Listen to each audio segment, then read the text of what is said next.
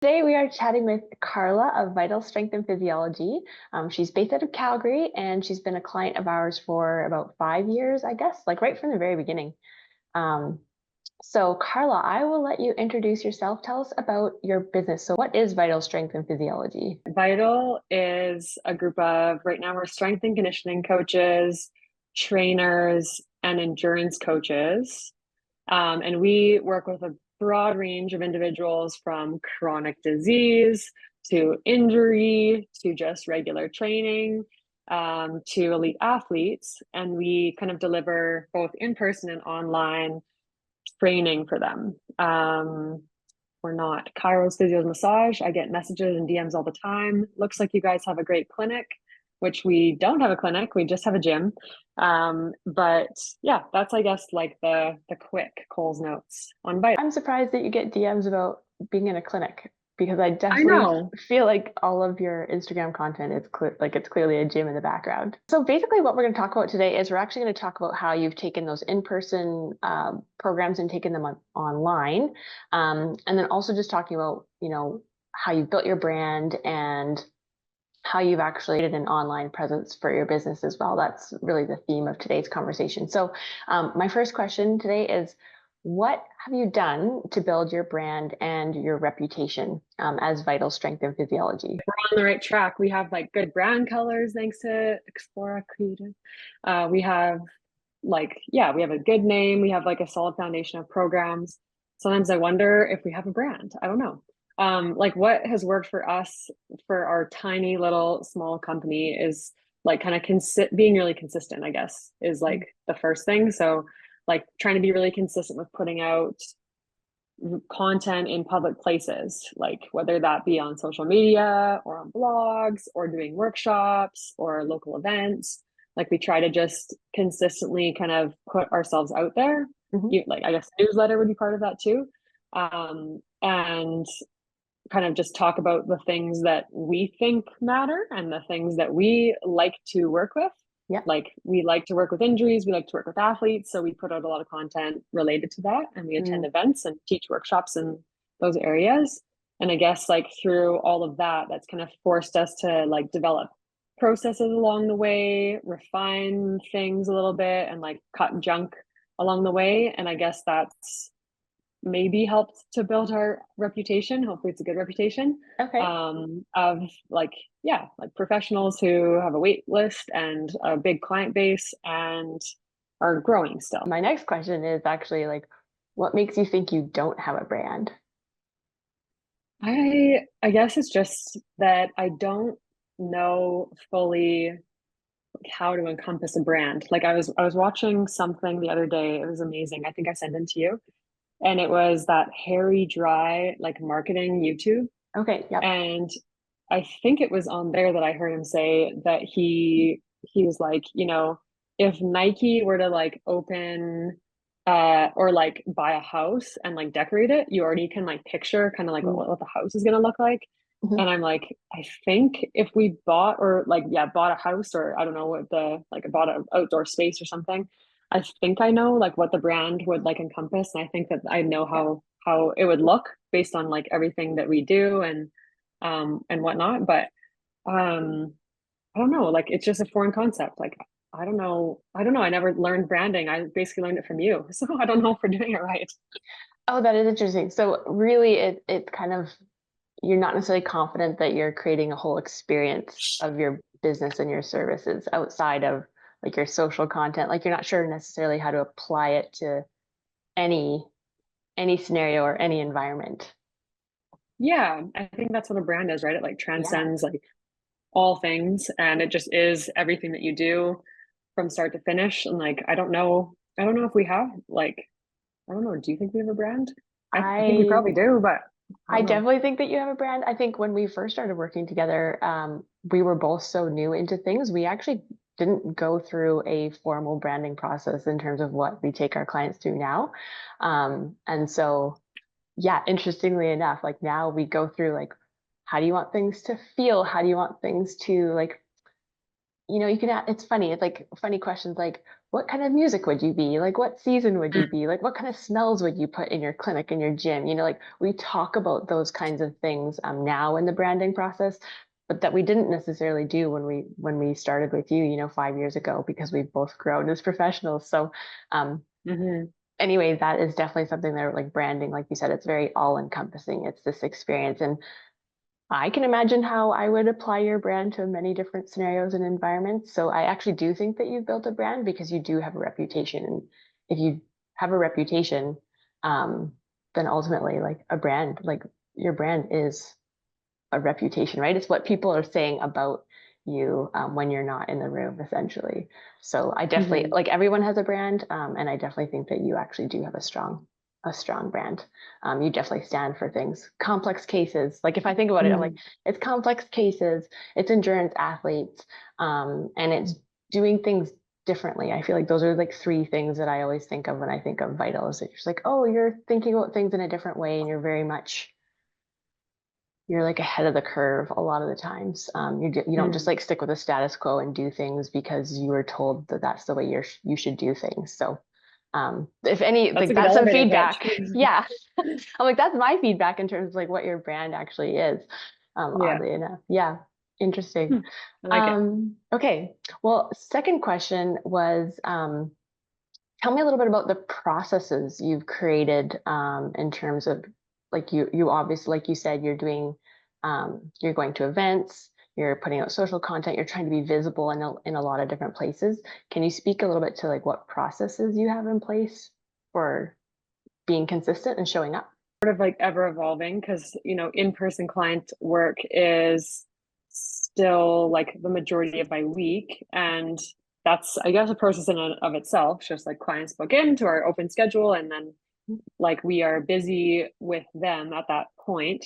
But yeah, I've tried to free up like Wednesdays, which today is a Wednesday, Yeah. to try to work on my processes a little bit more. And so I guess like on those Wednesdays now I'm trying to build business more. And so it comes down to like what is like the limiting factor right now and how can I keep like moving things forward. And so yeah, we've spent a lot of time this year in particular just trying to create a little bit like a little bit less of me hands on all the time to free up some Mm, space for me because even with Wednesdays those have been open for me like or even half open for me for a year or two maybe now, but it was bogged down with like scheduling individuals, answering emails from clients like still, so it's like a super slow build. Now I have someone that can answer the emails for me, so the processes now are like how do i how do I build a mailing list, how do I get people onto that mailing list, how can I get more people in doing our online programs, mhm, how can I make when they buy something from me, how do I make that automated instead of again like being on the computer and answering emails. Like it needs to be as like hands off as possible, and not just for like the like everybody wants passive income, like not just for the passive income side of things, yeah. but like also just for the continuity of the business. Like I do not want to be the person that answers emails for Vital like forever. Mm. It needs to be not just me. It needs to have its own kind of its own processes. I don't know. That makes sense. Yeah, it sounds like you're creating systems so that you can delegate some of the tasks that you no longer want to do so that you can step into more of like the owner role versus working in your business, right? Like Mm-hmm. you're now working on your business. How did you figure out that that was something that needed to happen or that you wanted for your business?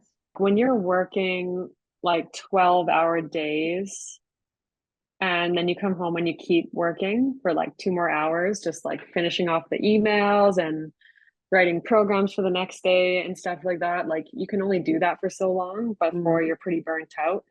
Like I was pretty burnt out in like 2014, and then I went back and did my master's, so that was not easy either. And then like kind of tried to find a way to just like structure my schedule in a way that would burn me out less. And like for me it's like having consistent work hours that are closer to 9 to 5. Like I really much appreciate that a mm, lot more than working evenings and weekends and things like that. mhm. And so I can't even remember your original question, but I think it was to do with like how did you know you needed to do that? And it was Yes, just exactly. feelings of burnout, not, yeah, kind of not wanting to just like continue like with these 12-hour, 14-hour work days, Mhm. unless it felt like fun. And so if I do a really long day now, it feels fun and it feels like I'm working on stuff that's fun. And maybe Mhm. it's a half day with clients and like a half day on the business. And yeah, it feels a lot more like, it just feels a lot more, yeah, in line with like what I want to do with my time. I want Yeah, to have, I want to have a good life, like have more some joy balanced. in the day to day, a little more Yeah. balance. Yeah. Yeah. How did you figure out that you needed to take a day? Like, so obviously, like you set aside the Wednesday. Um, how did that come about? How did you know to like create space for that in your calendar? Well, I think it initially, I needed that space because I needed to answer all the extra emails. So I was Oh, initially working 40 hours a week with clients, then like every slot would fill. And so then I would need more time on the weekends to like, again, finish programming, finish emailing, finish billing, everything. And so I was like, this can't continue. This is ridiculous.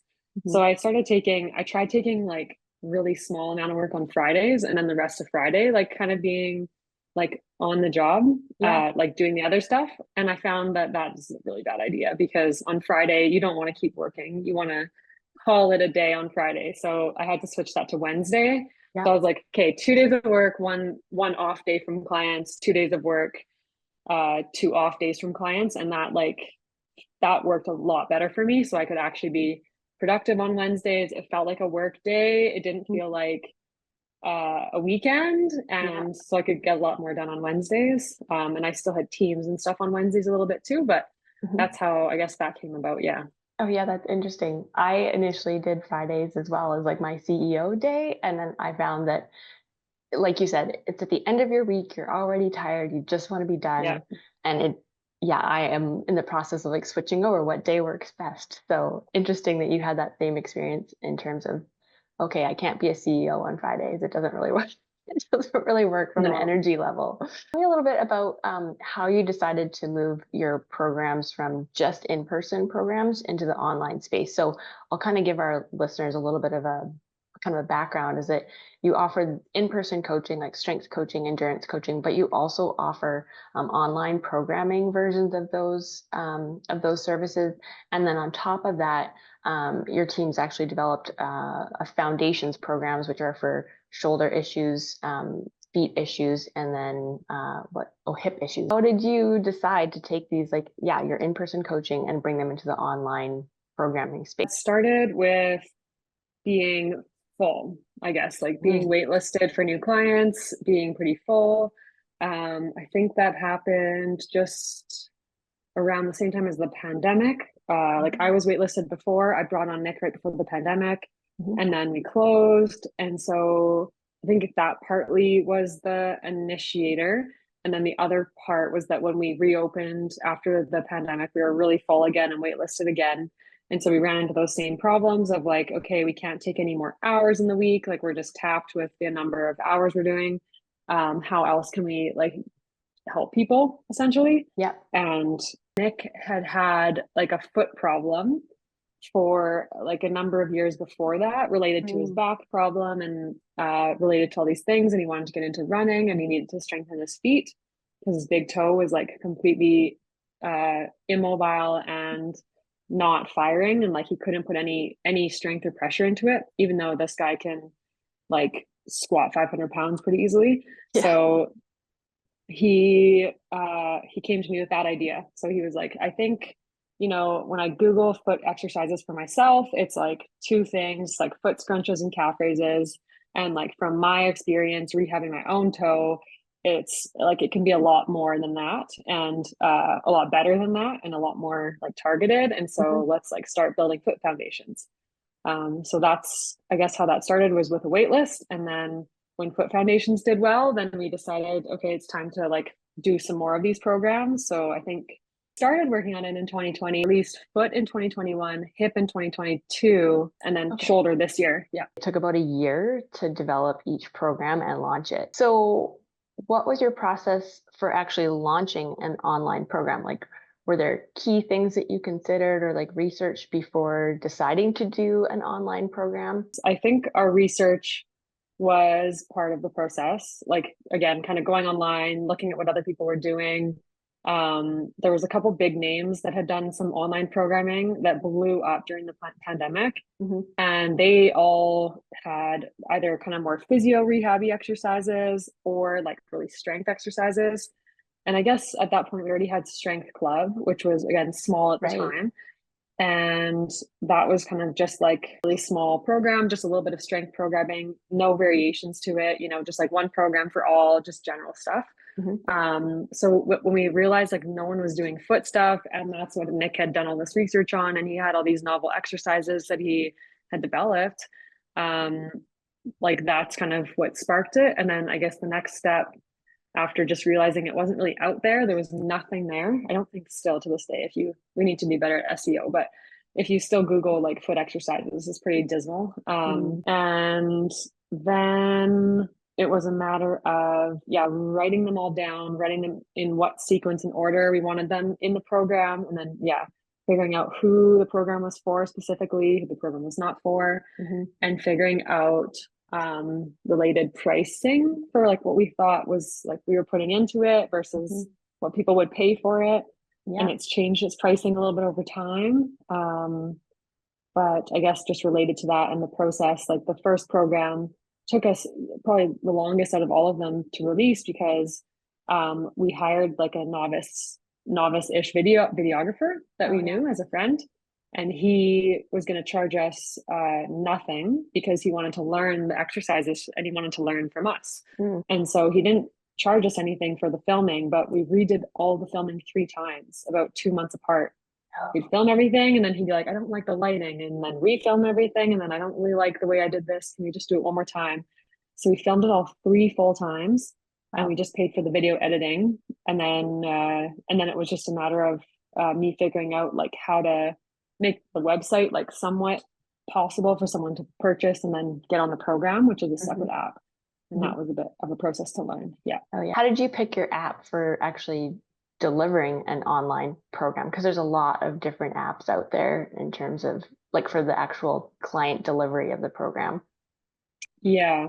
Well, we had been using TeamBuilder since 2016 at that point. So when we thought about doing the program stuff, we were already 4 years into using it.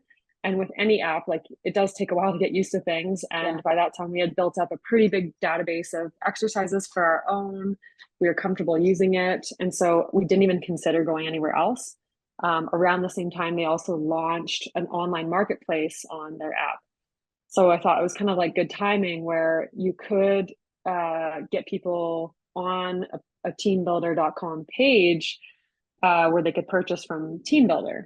And then they could just like, buy and then get the program and use the app kind of in that sequence on their page. And so that's kind of where we started. And again, we didn't really look like, I had tried other programs from other strength coaches. There's pros and cons to all of them. I wouldn't say TeamBuilder still to this day TeamBuilder. It's like it's not like perfect. I message them a lot with like updates I would like, and they are pretty responsive, but all apps have pros and cons. And I think it was just low barrier to entry for us that we had already been using it. And we didn't want to relearn and reinvent the wheel. Yeah. There's a huge cost in switching platforms and your back end tech because it comes with a learning curve, right? How did you market Foot Foundations? Like, what do you think was the most successful marketing strategy for Foot Foundations? Because like you said, it did quite well and enough that you wanted to build more foundations programs. Yeah. I would say like probably the combination of posts on Instagram, reels and stuff were kind of taking off a little bit at that time. So some combination of like reels and just putting out random content and posts and playing around with stuff combined with an email newsletter. Now at the time, I don't even know if I knew how to tag somebody in the the newsletter software I was using. So I don't think I could even tell like who was interested in foot stuff. That sounds funny, but like that's evolved over time too. But I think probably I think I remember launching to the newsletter, maybe telling people from social media, like go to the newsletter, that's where we're gonna kind of launch it first. And I think it did really well on that like first week of launching the newsletter. And then social media, people just sort of like, I think slowly have purchased it from there over time too. But Yeah. yeah, we're slowly like, I feel like we had a really, really big couple of years on social media, and I feel like we're slowing down a bit. Hmm. It is a lot of work for like a small conversion, is how I feel. Yeah. And sometimes Hmm. hard to track the return on your Yes. investment with social media as well. Yeah, Yeah. But totally. I mean, that's such a, I feel like that's a great spot where you've built a really good presence for your brand actually is on your social channels. Because Hmm. you're always there. Have you changed any strategies in terms of like now marketing with your, like with the hip and shoulders foundations? Like did the strategy for launching those things change as you had done it more than once? I think the main strategy that changed was that we had a much more robust newsletter platform. So we went from MailChimp, Mm-hmm. which was sort of like, I don't remember even there being a way to like segment your newsletter at all, Mm-hmm. to ConvertKit, where you can segment your newsletter completely. You know exactly where people are coming into your newsletter from, and you can tag them with that. You can tag them with, interest tags like I'm interested in foot strength training, I'm interested in hip strength training, I'm whatever. And so I think that changed because then we could segment the newsletter and like kind of target people who are more interested with like better discount codes, more up to date information, things like that. So I would say newsletter wise, that changed a bit. And then social media wise, it didn't really change much.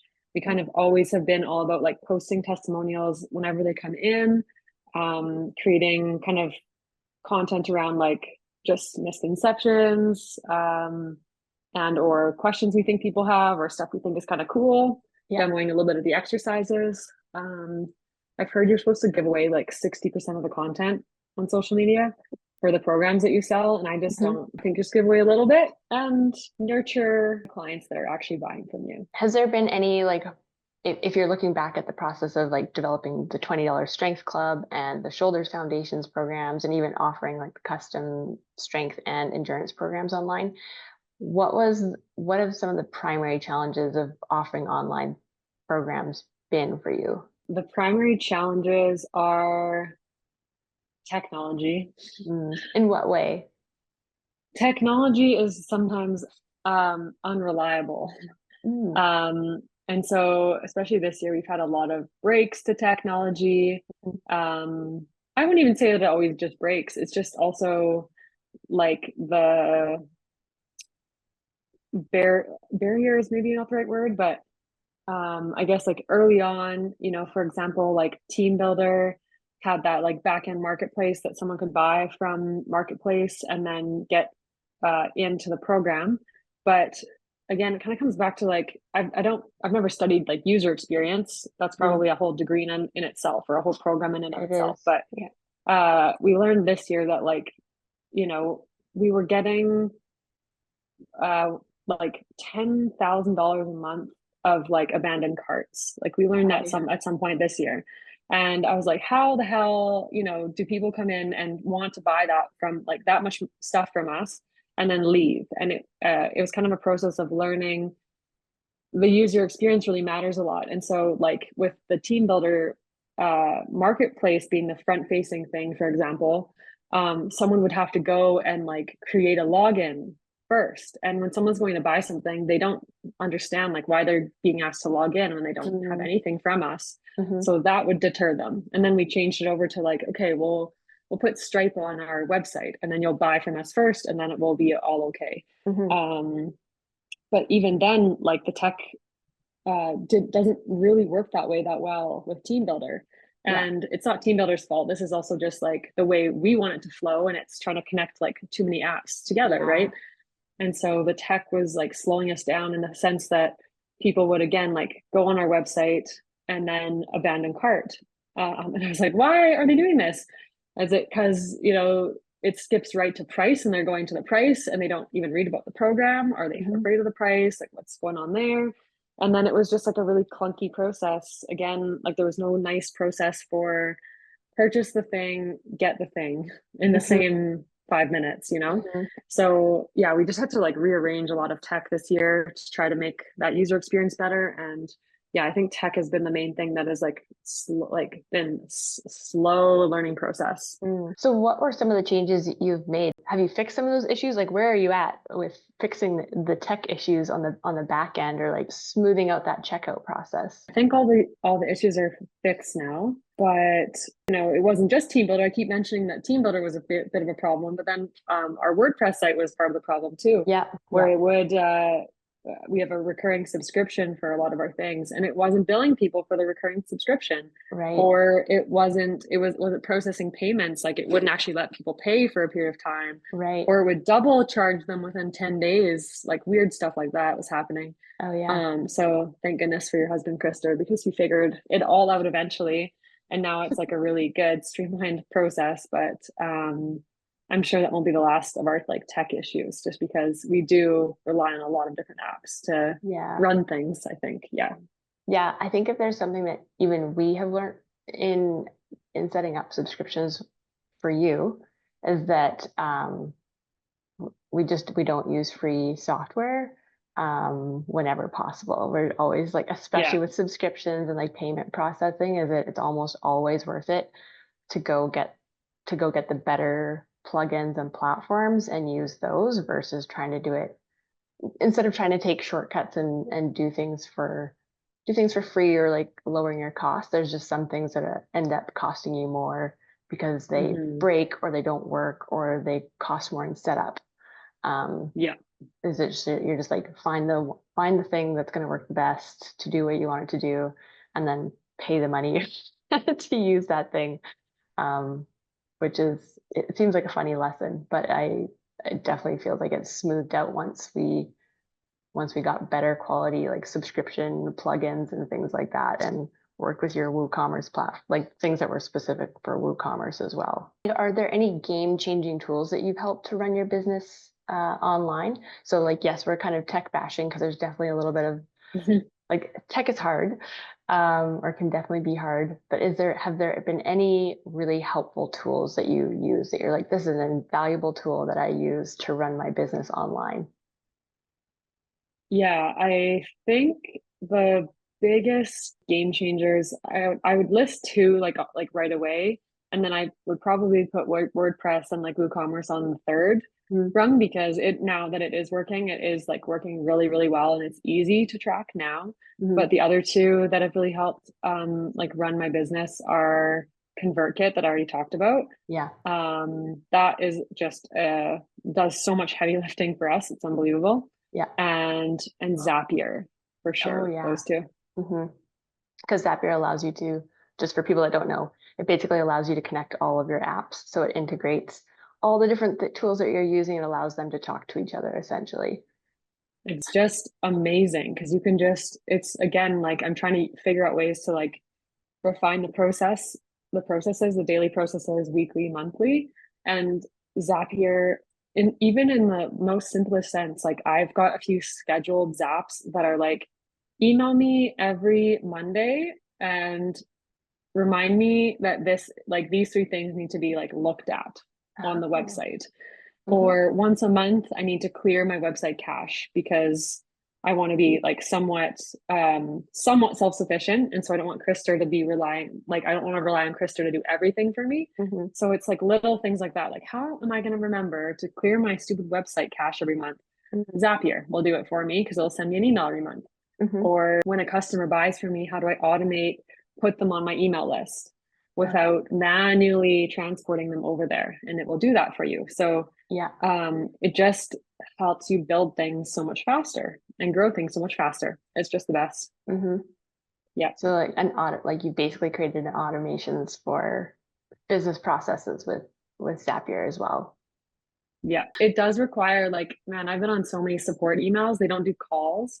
They just do emails. And so I've been on so many support emails because I'm not a coder, and you don't have to be a coder to be good at Zapier or to use it. But sometimes it's convoluted. You need to find codes, and like they exist on the different websites. And sometimes it's a little bit convoluted to like set up the first time you have an idea for what you want. Yeah. But their new AI thing does work a little bit better. You can kind of tell the AI, like, here's kind of what I'm thinking I want to do to connect all these things. Oh yeah. And it will say, here's a samples app to set up. And that tends to work pretty good. And Yeah. then just finding all the codes and figuring out how, again, the apps communicate with each other with numbers. And sometimes you're like, but I want to give them a sentence. And they're like, no, you need to put a word, like a number in for the word. And you're like, I don't get it. But I Yeah. don't know. It's been like the best thing to figure out this past year. I recommend it for every business. Resources. So not necessarily the tech tools, but I mean, obviously, like we talked about, there's a big learning curve that comes along with taking your programs online and just learning how to connect all the different apps and what apps you want to use.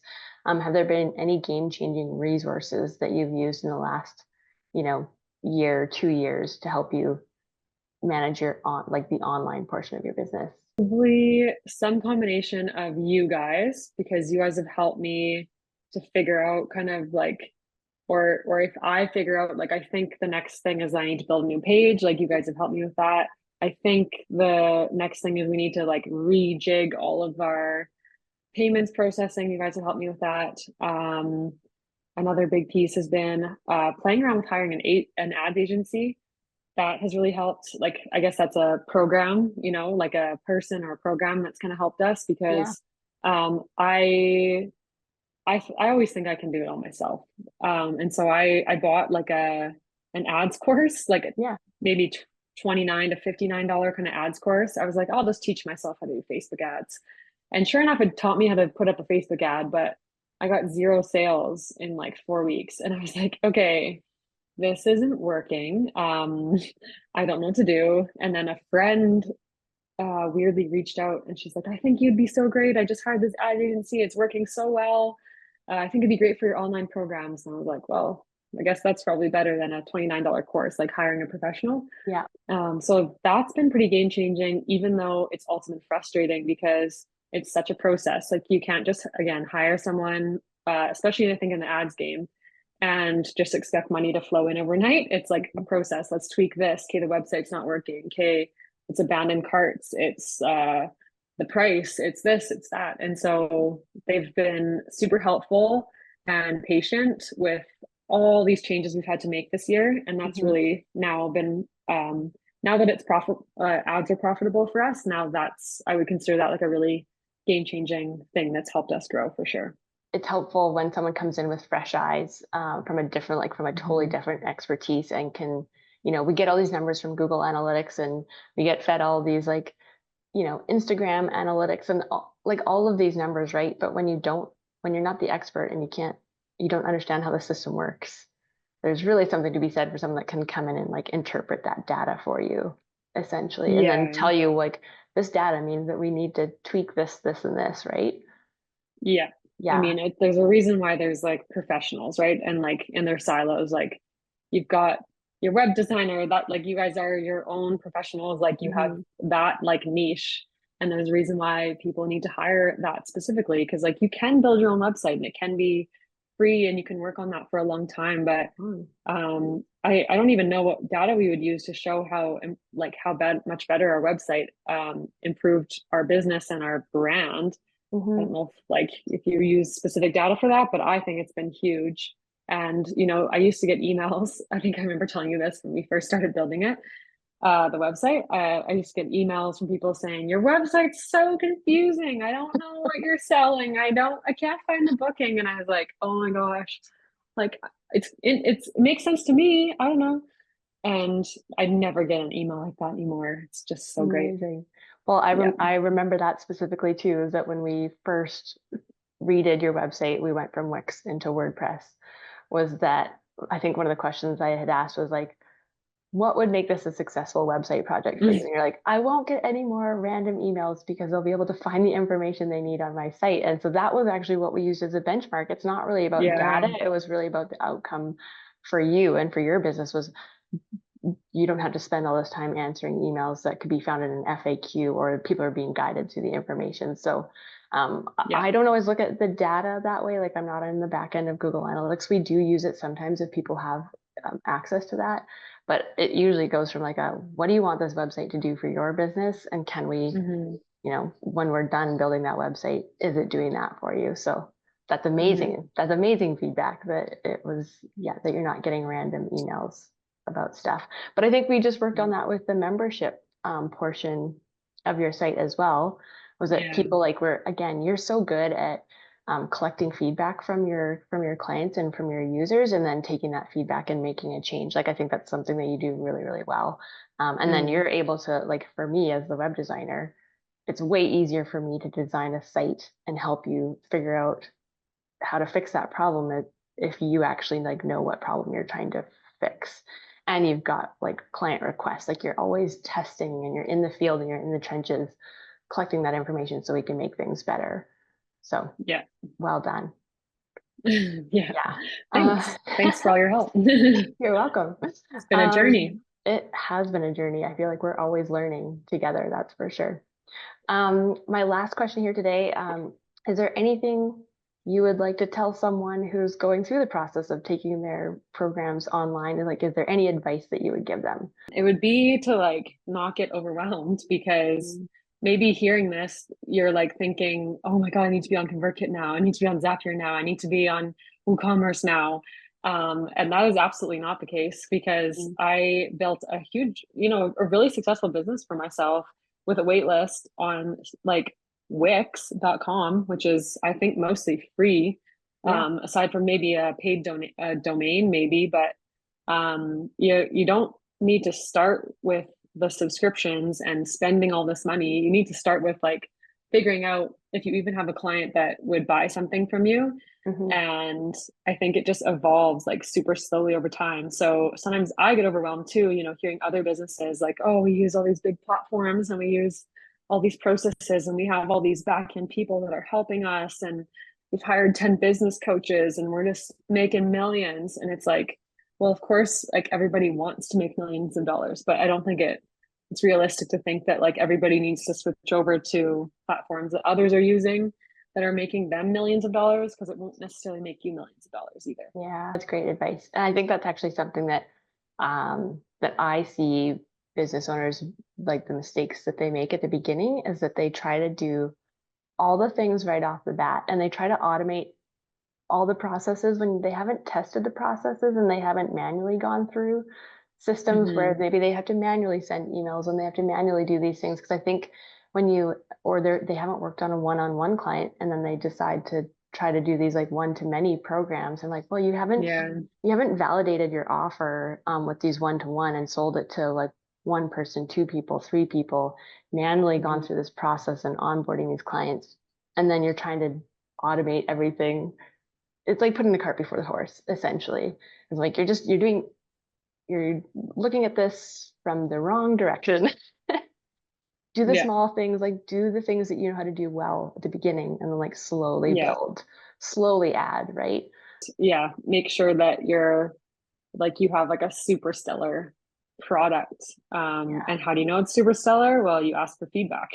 As Yeah. uncomfortable as that is, you ask, Yeah. like, what could we have done better? Would you give us a review if you could? If you wouldn't give us a review, like, what would you change? And yeah, that's built into a lot of our programs as well, is just like, tell us how it went, tell us what you're excited for at the beginning. Um, give us some feedback before you go. Yeah, and it sometimes sucks to hear those things for sure, but Yeah. that is the way forward, I think. Yeah. That brings up one last thing that like a great point is how are you asking for feedback? Are you doing that via email, surveys, in person?